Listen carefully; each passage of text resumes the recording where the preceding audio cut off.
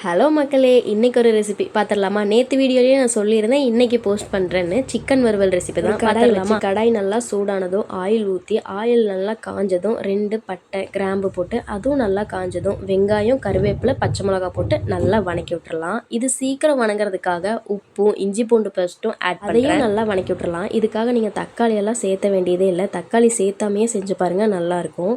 வெங்காயம் நல்லா வணங்கின பின்ன 1/2 kg சிக்கன் நல்லா வாஷ் பண்ணி எடுத்து மஞ்சத்தூள், மிளகாத்தூள், மல்லித்தூள், சிக்கன் மசாலா தூள் நீங்கள் வேணுன்னா போட்டுக்கலாம், கரம் மசாலா இதை போட்டு நல்லா வணக்கி விட்டுறலாம். இது நல்லா வணங்கின பின்ன ஒரு 2 நிமிஷம் விட்டுட்டு உங்களுக்கு வேணுங்கிற அளவு கொஞ்சமாக தண்ணி ஆட் பண்ணிக்கோங்க. நீங்கள் வறுவல் மாதிரி செய்கிறீங்க அப்படின்னா லைட்டாக தண்ணி ஊற்றிக்கோங்க.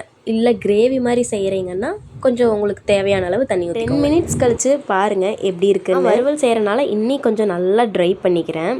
ட்ரை ஆகட்டும், அது வரைக்கும் வெயிட் பண்ணலாம். நல்லா ட்ரை ஆனதும் பெப்பர் தூள் போட்டு கடைசியாக இறக்குனீங்கன்னா செம்மையாக இருக்கும். பாருங்கள் எப்படி இருக்குன்னு. நீங்களும் செஞ்சு பார்த்துட்டு